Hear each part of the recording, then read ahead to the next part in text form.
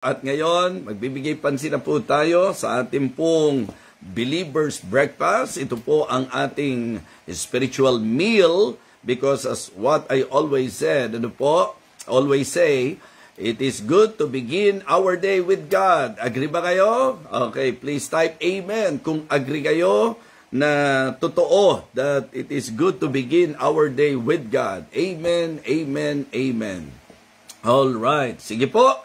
Colossians chapter 1. Colossians chapter 1. Isang talata na lamang po ang babasahin natin sapagkat dito po tayo sa sentro. Shout out Grace Malyari. Shout out sa iyo. Buongiorno po Bishop. Buongiorno. Okay.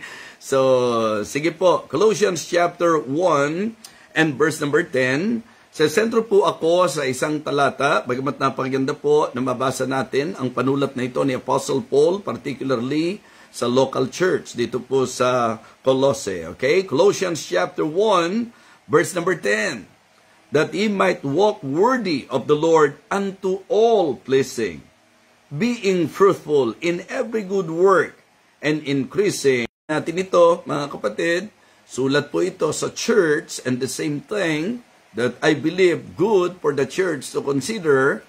This very important reminder coming from the man of God in the person of the Apostle Paul. Ang sabi niya, that he might walk worthy of the Lord unto all pleasing, being fruitful in every good work, and increasing in the knowledge of God. Sige po, manalangin muna tayo. Dakilang Diyos, aming Panginoon, kami po ay nagpapasalamat sa isang magandang umaga na muling sumilay po sa amin. Thank you rin po sa pagkakataon naman na magpahinga ng mga kapatiran po namin na nasa ibang bansa at sa mga taga-subaybay ngayon. Panginoon, sa katotohanan, it is really great and wonderful to begin our day with you. And it is also good na kami po'y magpapahinga na nakipag-ulayaw muna po kami sa iyo. Kaya salamat po sa ministeryong ito. May you continue to bless, especially your humble servant. May you continue to strengthen me, to give me good health, wisdom, guidance, and please, Lord, pagpalain mo rin po ang mga nakasubaybay ngayon. Ang mga may karamdaman po, pagalingin mo, Panginoon. Ang mga may dinaramdam, ikaw po dakilang Diyos ang magbigay ng ginhawa sa kanila. Hiling ko rin po aming Diyos na ikaw po ang siyang magbigay ng patuloy na pag-iingat sa aming pong bansa. Nawa dakilang Diyos, wag na pong magtuloy ang bagyo. Sa lahat ng mga nasalanta ng bagyo, help them, Heavenly Father, na makarecover po sila. And I pray also, Lord, that you will continue to bless the ministry of your servant, Heavenly Father.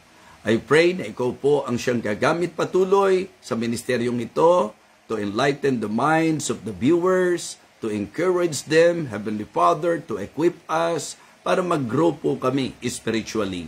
Dakilang Diyos, hiling ko po na sawayin mo ang lahat ng gawa ng kaaway at sa bawat nakasubaybay, anuman po ang kanilang specific request, ang kanilang specific prayer, Panginoon, tugunin mo po ayon sa iyong mabuting kalooban. Again, pagpalain mo po ang ministeryong ito, aming Diyos, sa pangalan po ng aming Panginoong Jesus. Amen. Amen. Okay. Isang talata, but I believe yung isang talatang ito can stand alone. Full of substance. And this is about, the expectation dapat sa mga tunay na mananampalataya. Ang sabi po, upang kayo'y magsilakad ng nararapat sa Panginoon, na ikalulugod niya sa lahat ng mga bagay na nagbubunga sa bawat gawang mabuti at nangagsisilang sa pagkakilala sa Diyos. So, ito po mga kapatid, ang napakagandang paalala na gusto ko pong ihatid sa bawat isa po sa atin. So, kaya again, as what I always say, please listen very carefully, be sensitive sa moving ng Holy Spirit, and be willing to do and to apply kung ano man po ang ituturo niya sa atin. Ang pinakamalaking benepisyo po ng ating pag-aaral, ng ating pakikinig, ng pagbabasa natin ng salita ng Diyos, ay ang aplikasyon nito. Sayang ang ating pong panahon kung hindi po natin i-apply, if we are not willing to apply kung ano po ang ating mga pag-aaralan at natututunan. Kaya nga po mga kapatid, yung pong idea na wag nating dayain ang ating sarili, be ye doers of the word and not hearers only, deceiving your own selves. Alam nyo, ang salita po ng Diyos, kaya napaka-importante po niya, sapagkat kailangan po natin ito sa lahat ng panahon sa ating buhay at sa iba't ibang aspeto ng ating pong pamumuhay. Ito po ay makatutulong upang tayo po'y gabayan, tanglawan. Ito po'y magsaserve as our guide para po kapag meron tayong mga decision makings, maging maingat po tayo because it is always good to be guided by the Word of God, especially in every decision na ginagawa po natin sa ating buhay. Mga kapatid, mga minamahal, damhin po natin ang puso ni Apostol Pablo. Actually po, gusto kong bigay sa inyo ang mensahe ng pinamagatan ko pong live pleasingly unto the Lord. Live pleasingly unto the Lord. Mga kapatid, mga minamahal, ito po ang dapat ultimate goal natin. This should be the ultimate goal ng ating pong Christian life. To please the Lord in everything. Always in our lives, mga kapatid, that should be our goal. That should be our prayer, to please the Lord. Ang ating pong mabigyang kaluguran ang Panginoon. I remember sa Victory Fundamental Baptist Church, ang preaching ko po ay ang paalala na kung saan ipinararating din po sa mga Kristiyano na sa bawat ginagawa natin, gawin daw po natin ito para sa kaluguran ng Panginoon. Okay? So dito po, maganda po yung sinabi ni Paul. Ang sabi po niya, all right, verse number 10, that he might walk worthy of the Lord unto all pleasing. Failure po ang ating buhay Kristiyano kung hindi po natin nabibigyang kaluguran ang Panginoon. So medyo nakakapagod kapag po tao ang gusto nating bigyan ng kaluguran. Sabi ko nga po sa mensahe, kapag ang mata mo, kapag ang expectation mo ay nasa sa tao, mga kapatid, sigurado po yan, madidisappoint po tayo. We will be disappointed.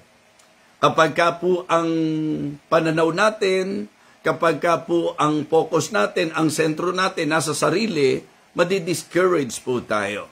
Mga kapatid, samantalang kapag po nakafix ang ating mata sa Panginoon at sa bawat gagawin natin ito sa Panginoon, mga kapatid, lalong magiging determinado po tayo.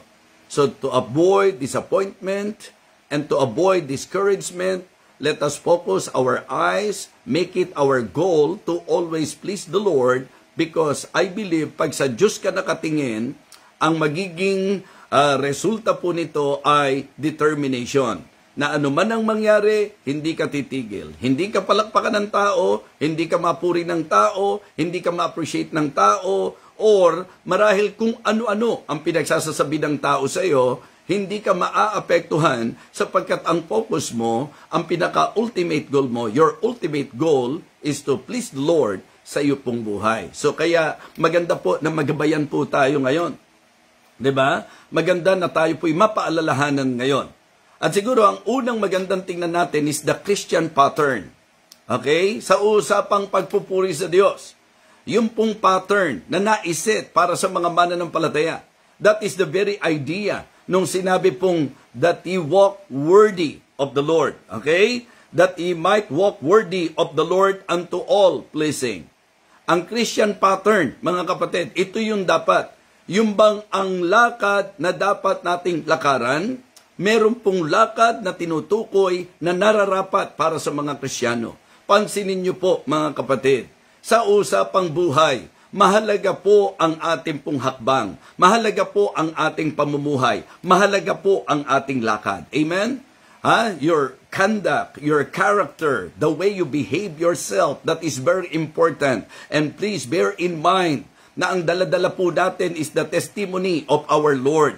If we are saying that we are a believer, if we are claiming na tayo po'y Christian, then walk worthy of the Lord unto all pleasing. So, ito po yung Christian pattern, mga kapatid. Yung lakad na inaasahan pagka Kristiyano tayo. Alangan po sa Kristiyano na nabubuhay sa bisyo. At alangan din po sa Kristiyano na masama at pangit ang ugali. Sinasabi ko po na ang tunay na Kristiyano ay binago ng Panginoon. Yes, I want to emphasize to every one of you that only God can change you. If you will allow the Holy Spirit to work in your life, if you will just allow God to work in your life, nasa Kanya ang kakayahan upang ikaw ay magbago. At ito po ang paalala na gusto kong sabihin sa bawat isa sa atin. Sa usapan pong pagbibigay lugod sa Diyos, meron pong Christian pattern for us to please God, to live pleasingly unto the Lord. We need to walk worthy. We need to walk worthy, mga kapatid. Let them that nameth the name of Christ depart from iniquity. Kapag ka po Kristiyano kayo at hindi kayo magkasundo, minsan mas maganda pa na wag nilang malamang Kristiyano ka dahil malalagay natin sa alanganin ang ating pong Panginoon.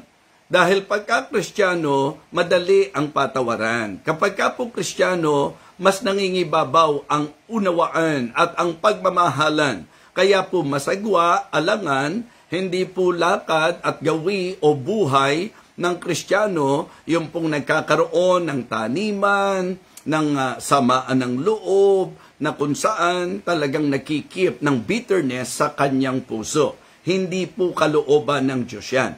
Nung sinabi po ni Apostol Pablo na that you might walk worthy of the Lord, this is actually the Christian pattern. 'Di ba? Ang tamang lakad para sa mga Kristiyano ay ang lakad na kung saan katanggap-tanggap, ayon at approve ang Diyos sa buhay at lakad po natin. Kaya sa pagbabago po, mga kapatid, huwag niyo pong lilimitahan ng usapang pagbabago sa pagiging Kristiyano, bisyo lang. Diba? Kasi yun ang testimony na kadalasan nating naririnig na inalis na ng Panginoon. Alam nyo, mula nung nasave ako, hindi na po ako naglalasing. Mula nung nasave ako, hindi na po ako nag-smoke. Mula nung nasave po ako, hindi na po ako nag-illegal drugs. Mula po nung nasave ako, hindi na po ako nang bababae. Mula po nung nasave ako, hindi na po ako nagsusugal. Inalis na ng Panginoon ang lahat ng bisyo ko sa buhay ko. Well, praise God! Diba? Isang napakagandang pagbabago. But don't you limit God sa pagbabago sa buhay natin. Because God also can change your attitude, your heart, yung puso mo, yung ugali mo. Kaya hindi bagay, alangang lakad, hindi pang padrong Kristiyano po yan. Hindi huwarang lakad po yan. Ang Christian pattern po, walk worthy. At hindi po bagay na Kristiyano ka, mataray ka. Hindi po bagay na Kristiyano ka, masungit ka. Hindi po bagay na Kristiyano ka, suplada ka. Hindi po bagay na Kristiyano ka, mapanira ka. Hindi po bagay na Kristiyano ka, chismosa ka o chismoso ka. O sasabihin natin na talagang ang mentalidad po natin ay parang, alam niyo po yun, yung ang kasiyahan natin makasira ng iba. So kahit yung ugali natin, sabi ko nga po mga kapatid, only spirituality can conquer our emotion, tama po? Our sentimentality. So yun po yun. Lagi po mga kapatid, mga Kristiyano, kaya I believe it is good to be reminded ng salita ng Panginoon na meron pong Christian pattern. If we really want to live pleasingly unto the Lord, consider the Christian pattern, and the Christian pattern is for all the believers to walk worthy of the Lord. Diba? Itatanong mo sa sarili mo, ang ganito bang ugali? Bagay ba to sa ugali ng nagsasabing Kristiyano? Hindi na para i-rebuke ka ng iba. Diba? Just try to somehow evaluate and then ask yourself, Kristiyano ko, yung ganitong ugali ba ay ugali na bagay sa isang Kristiyano? Yung ganitong kaisipan ba bagay sa isang nagsasabing Kristiyano? Hindi, talagang ganun ako. Kung di nyo ako kayang tanggapin kung sino ako, bakit kailangan pilitin mo ang tao na tanggapin ka sa kung sino ka kung may Diyos na nag-ooperate sa buhay mo at nagtuturo na dapat baguhin ang hindi maganda sa buhay po natin?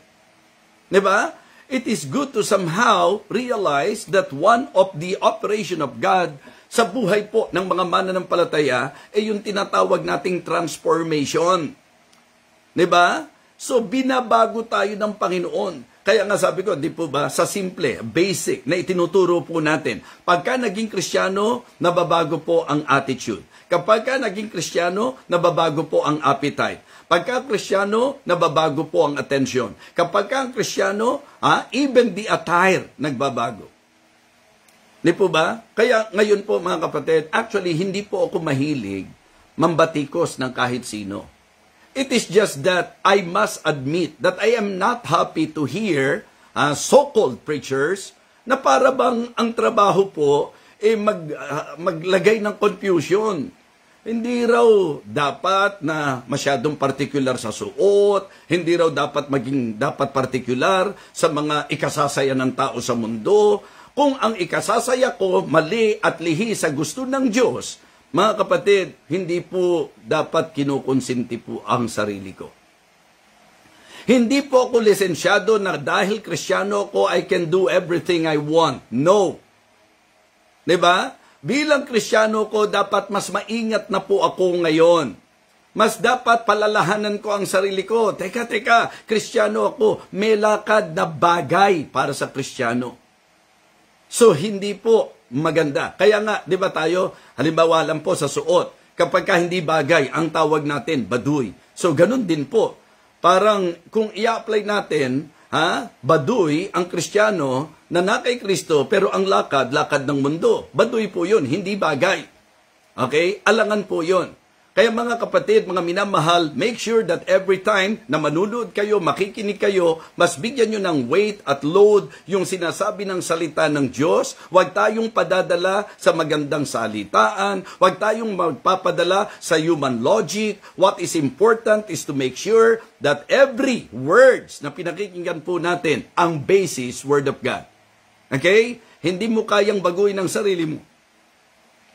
Hindi ko kayang baguhin ang sarili ko. Wala pong sino man sa atin na may kakayahang baguhin ang sarili.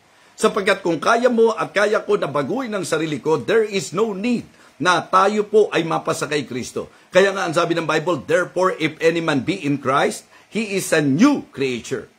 Kinakailangan mo nang mapasa kay Kristo ka. Okay? Kung kaya kong magbago, hindi ko na kailangan mapasa kay Kristo. Kaya ko palang magbago Kaya mga kapatid, I firmly believe na ang pagbabago, ang gagawa niyan, Panginoong Hesukristo. So, napakahalaga po na ito'y maging paalala. Sorry po, may ubo tayo, sipon.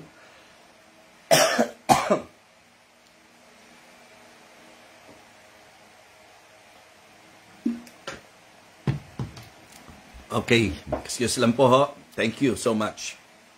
Well, what I am trying to emphasize this morning is the importance of transformation. At ito po'y gawa ng Panginoon. So, ang pinag-uusapan natin that ye might walk worthy unto the Lord. Hindi ba? That ye might walk worthy of the Lord unto all pleasing. Hindi po malulugod ang Panginoon na ipipilit mo na tanggapin ka niya sa mali at lihis na buhay mo. Diba? Yun po kasi yung ipinopromote ng maraming nagpapahayag ng mga ngaral na dahil mahal tayo ng Diyos, tatanggapin lang ng Diyos kung sino tayo. Mali. Dahil mahal tayo ng Diyos, babaguhin po niya ang mga mali sa buhay natin. Diba? Maging submissive lang po tayo. Yun po, dahil sa pagmamahal ng Diyos, yung lakad mo na hindi makakabuti sa iyo, babaguhin po niya yan mga kapatid.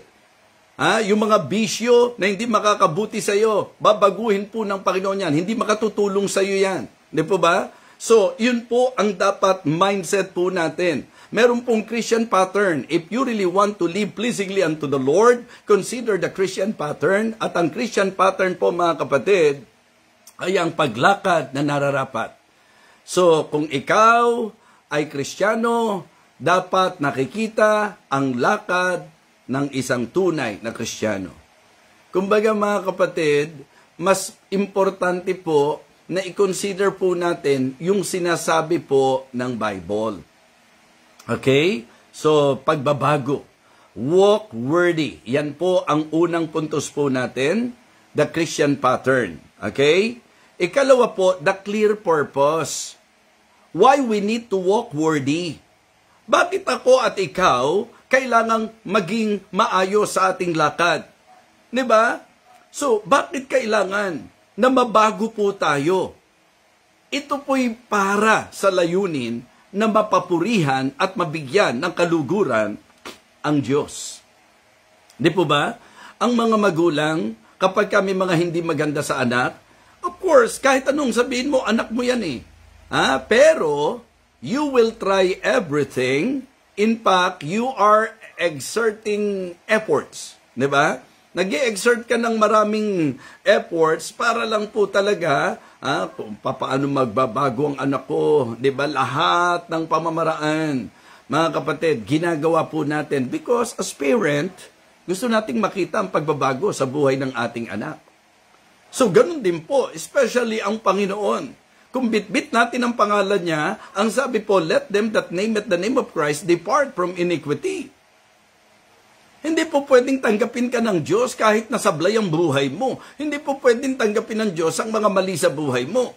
So, our purpose is to please the Lord. Diba? That He might walk worthy of the Lord unto all pleasing. So, ang ating pong goal, ang ating objective is to please the Lord. So, kaya yung Christian pattern po, we need to walk worthy. Yung pong clear purpose, to please Him, para malugod po ang ating Panginoon. So, napakahalaga po, napakagandang paalala sa atin po bilang mga Kristiyano. Mga kapatid, mga minamahal, anuman daw ang ating ginagawa sa salita natin, sa lakad natin, sa buhay natin, sa ginagawa natin, dapat ang laging goal, i-please natin ang Panginoon. So mga kapatid, mga minamahal, I want all of you to be reminded dito po sa ating tinatalakay ngayon, sapagkat dapat po na ang tinatakbo ng isip natin is to live pleasingly unto the Lord. So, we need to have yung tinatawag nating maliwanag na purpose. Diba? You should realize the purpose of your life. Yung aking pong buhay. Ang sabi nga po, tayo daw po ang ilaw ng sanglibutan. At ang paalala po, and let your light so shine before men that they may see your good works and glorify your Father which is in heaven. Yung bang ang sarap isipin na yung pong buhay ko, buhay mo, buhay po natin, magulo, walang direksyon, alipin ng bisyo, nung naging Kristiyano po, mga kapatid, unti-unti, binago po ng Panginoon at naa-amaze yung mga tao sa paligid and because of that, sila po'y nagpupuri sa Diyos dahil sa naging pagbabago po ng ating buhay. Mga kapatid, mga minamahal, isang napakahalagang bagay na dapat nating maintindihan na ang Kristiyano po, ang dapat ultimate goal is to always please God in everything. Yes, wag po tayo masyado maging particular sa paghanga ng tao, sa approval ng tao, sa palakpak ng tao. Wag. Wag mga kapatid, wag tayo maging man pleaser. God pleaser dapat tayo. Kapag ka yung taong yan godly, matutuwa rin yan. Diba? Pero mahirap matuwa ang isang tao na wala sa Diyos sa mga bagay na gagawin mo para sa Diyos. So, let me remind every one of you this morning that our goal should be, ito dapat yung goal natin. Ito po yung kalwalhatian ng Diyos, yung kaluguran ng Panginoon. Okay? Always consider, diba? The Christian pattern and the clear purpose. Ang clear purpose po natin is to please Him, that He might walk worthy of the Lord unto all pleasing. Okay? So, wag approval ng tao ha. Wag yung acceptance ng tao mga kapatid. Wag yung applause ng tao. Ang ibig ko pong sabihin, ang mas maganda po na atin pong laging i-consider ay yung pong kaluguran ng ating Panginoon. Siya po ang dapat nalulugod sa ating pong buhay. Mga kapatid, mga minamahal, yan ang napakagandang bagay na dapat nating matutunan sa ating pag-aaral ngayong umaga. Number 1, the Christian pattern. Number 2, the clear purpose. And then, how about the convincing product? The convincing product, mga kapatid. Alright? Hindi po tayo lumalayo, yun lang po ang pinag-aaralan natin because we are focusing doon sa pinakapuso ng title natin, to live pleasingly unto the Lord. So dapat alam natin yung Christian pattern. Dapat clear ang ating purpose at dapat convincing ang ating pong bunga, yung produkto. Pansinin niyo po. Kaya sabi ko po, magandang basahin po yung whole chapter, pero nag-dwell po ako sa isang chapter o sa isang verse na ito because I believe enough tong verse na ito to emphasize my points, yung ipinakita ng Panginoon. Okay? Una po, again, the Christian pattern. Second, the clear purpose. Now, thirdly, the convincing product. Tingnan niyo po ang sabi, to be fruitful in every good work. So, haya na naman tayo. Nililinaw natin. Masyado lang pong partikular ang mga totoong Baptist na ang kaligtasan not by works. When it comes to salvation, it is good to always realize this, that you cannot save yourself by doing good works. Ang ating kaligtasan, biyaya ng Panginoon. Pero isa sa ating pong emphasis, mga kapatid, yung bunga ng kaligtasan. Yung bunga ng biyaya ng Panginoon. Mga kapatid, to live pleasingly unto the Lord, kailangan po meron tayong makikitang bunga na talagang masasabi nating convincing. So, the convincing product, mga kapatid, sa usapang Kristyanismo, to live pleasingly unto the Lord, ang sabi po is for us to be fruitful in every good work. Yan po ang sabi, that he might walk worthy of the Lord unto all pleasing, being fruitful in every good work. So, haya na naman po tayo. Paano ngayon papasok yung idea na kahit ano ka, tatanggapin ka lang ng Panginoon?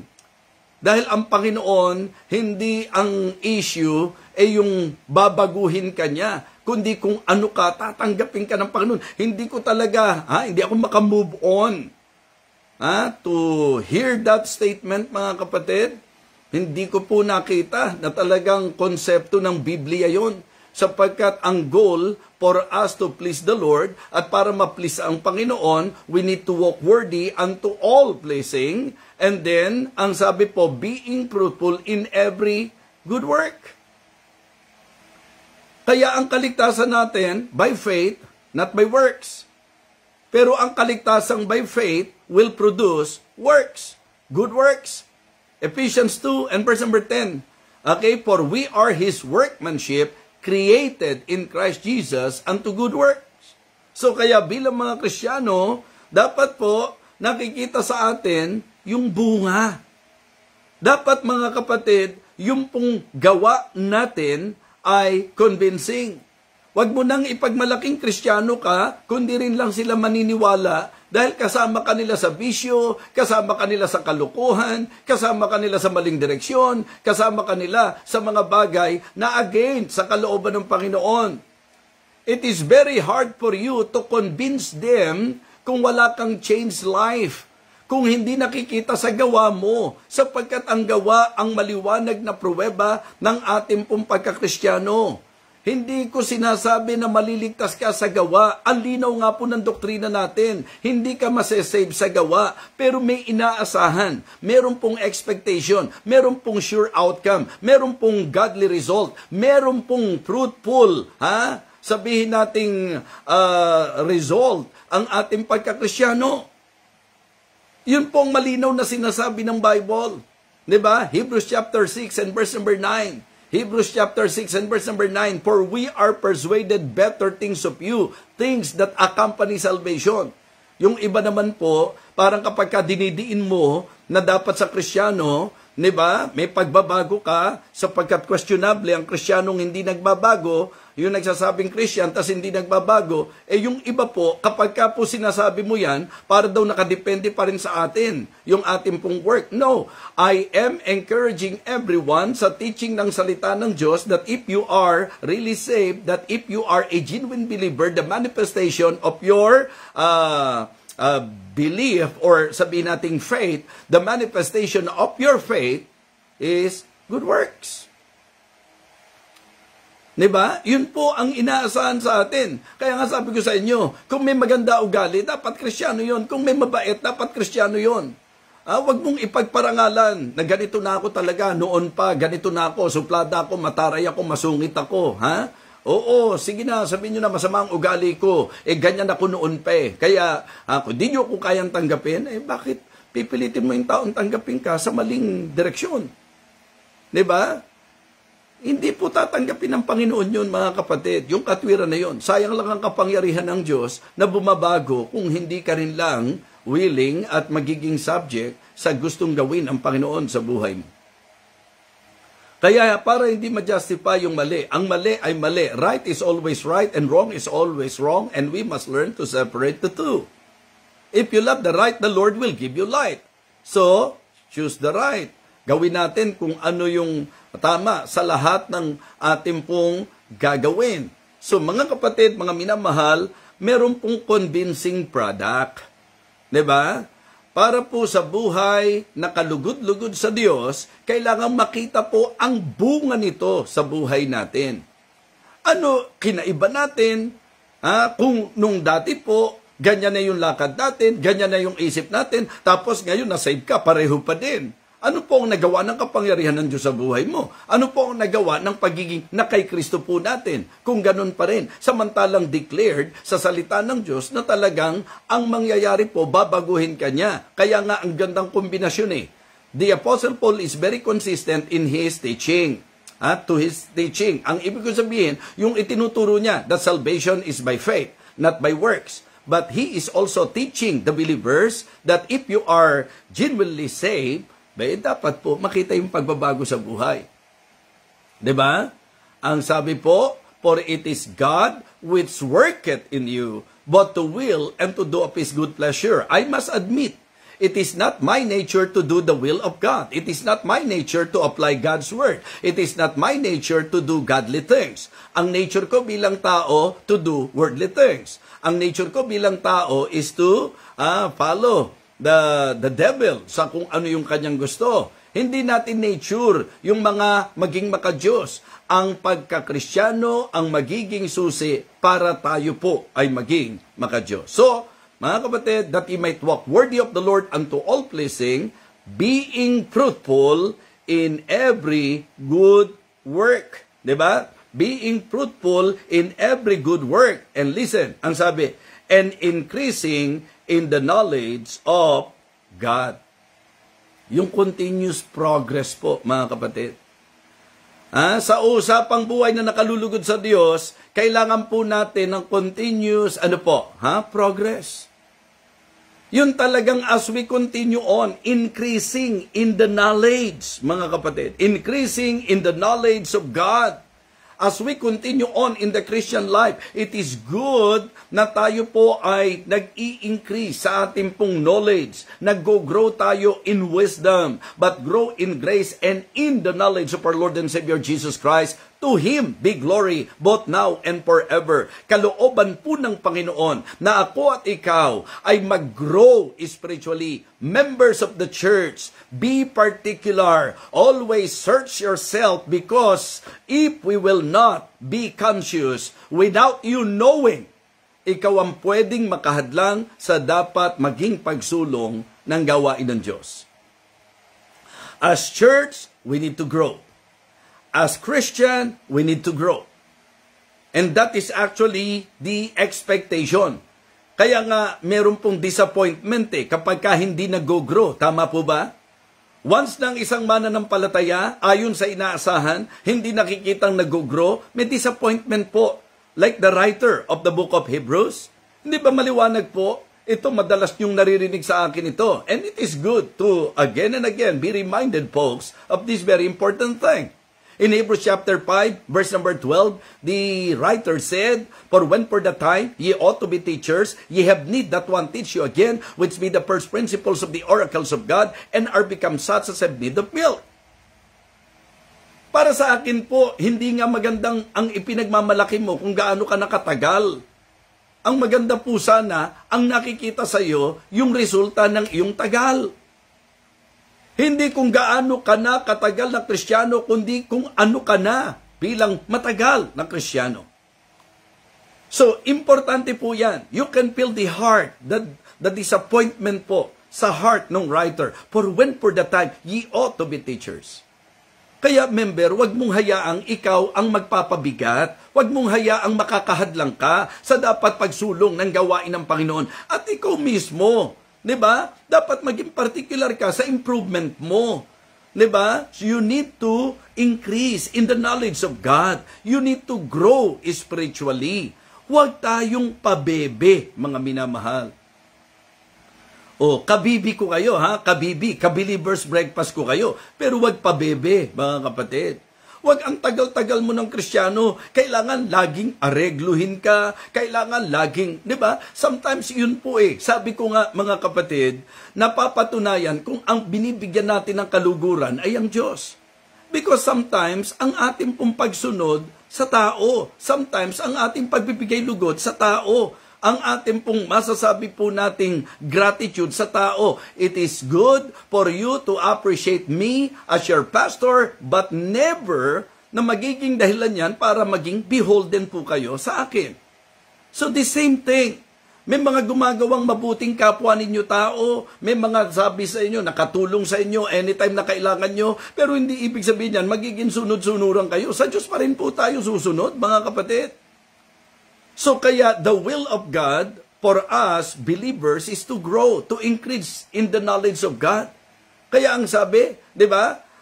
Therefore, leaving the principles of the doctrine of Christ, let us go on unto perfection. To maturity po yun.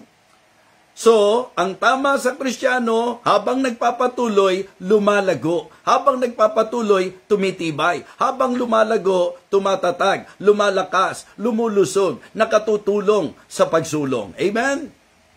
Yes. Ang sabi niya, that he might walk worthy of the Lord unto all pleasing, being fruitful in every good work, and increasing in the knowledge of God. Amen? So, dapat daw po, tayo ay lumalago at masasabi nating nadaragdagan sa kaalaman natin sa Panginoon. Colossians chapter 2, please. Colossians chapter 2. Ang sabi po ng verse number 6 and 7. As ye have therefore received Christ Jesus the Lord, so walk ye in Him, rooted and built up in Him, established in the faith as ye have been taught, abounding therein with thanksgiving. Mga kapatid, mga minamahal, ang isa sa hindi dapat option ng mananampalataya ay ang tumalikod. Dapat ang ating objective, ang goal natin, ang determination natin, ang desire natin as we continue on like the Apostle Paul. Diba? Na talagang hindi ko inaaring inabot ko na, kundi nagpapatuloy pa rin ako. Ibig sabihin mga kapatid, gusto pa rin niya to know more about God, to learn more about God. The same thing with you. It is good to desire na tayo po ay patuloy na mag-increase sa ating pong knowledge.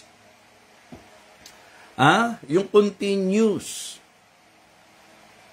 progress, yung patuloy na paglago po natin, napakahalaga niya. So, natutunan po natin ngayong umaga, the Christian pattern. Okay? The clear purpose, the convincing product, and also the continuous progress. Ang ating pong dapat lakaran, walk worthy. Diba? Walk worthy. Yun po ang tinatawag nating Christian pattern. Lakad na nararapat. So, be watchful, beware. Di po ba? So, make sure na ang lakad ayon sa kagustuhan ng Panginoon. The clear purpose to please Him. Diba? That he might walk worthy of the Lord unto all pleasing. And then, The convincing product, being fruitful in every good work. And then yung continuous progress, mga kapatid, and increasing in the knowledge of God. So, hindi po kayo mahihirapan. Yun mismo ang sinasabi ng talata sa atin. Kaya ngayon, sa naging pakikinig natin, sa ating naging pag-aalmusal, what a blessing na tayo po'y napaalalahanan at what a blessing din na tayo po ay na-rebuke, mga kapatid. Diba? Walk worthy. May lakad na pang-Kristyano, pero tanggapin mo na may lakad na hindi bagay sa nagsasabing Kristyano. Meron pong ugali na pang-Kristyano at merong ugali na hindi na bagay. Ugaling hindi na bagay bilang Kristyano. Diba? So, kami nga po, nagkaroon kami ng Bible sharing, mentoring, brainstorming. Isa sa binibigyan namin ng emphasis, ang pagkakampi-kampi po, hindi po kalooban ng Diyos yan. Marami po mga Kristyano, nadadali pa rin po sa ganon.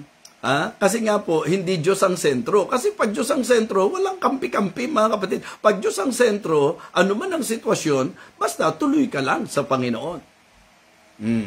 Mahalaga po yun. Mahalaga. Kasi ang ating clear purpose is to please God. Preach nothing but the word and please no one but the Lord. Kaya ako po, tuwing nagpe-preach, basta titiyakin ko sa sarili ko, ng aking pong pangangaral, kung ano yung sinasabi ng Diyos sa ipangaral ko. Hindi ko pinoproblema kung may nag-iisip sa akin. Hindi ako naman problema kung may nagbibintang na pinatata. Hindi ko po problema yon. As long that in my heart, it is very clear that my intention is to preach nothing but the word and to please no one but the Lord. Malaking tulong po sa akin yung gabay na yun. Kasi minsan napipigilan ka na baka pagbintangan ka, baka pag-isipan ka, especially if you are aware of the situation. Siyempre parang doktor din po, if ever man, na-aware ka sa sakit, alam namang hindi mo i-treat kung ano po yung sakit. Pero again, yung intensyon na patamaan, that is not my ugali or my way. That is not my way as preacher.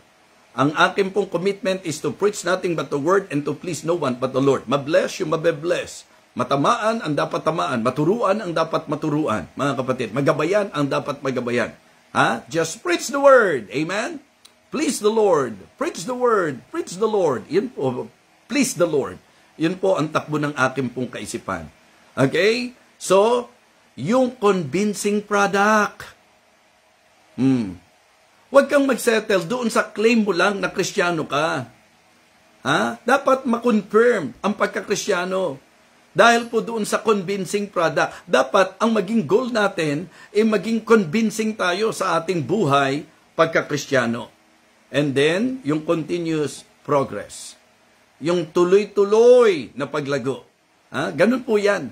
Hindi po ngayon, 30 years na akong Christian, tapos na ako. Hindi po. Hindi po, mga kapatid. Kaya nga sabi ko, napakagandang isipin na yung mga matatagal ng Kristiyano, dahil sa nag-grow talaga, ang takbo ng isip ng nag-grow, patuloy na mag-grow. Pagka po dumating ka na doon sa point, ang tingin mo, malago ka na, at dahil dyan, parang hindi ka na willing makinig, hindi ka na willing mag-aral, at ang tingin mo sa sarili mo, self-sufficient ka na, indikasyon na immature ka.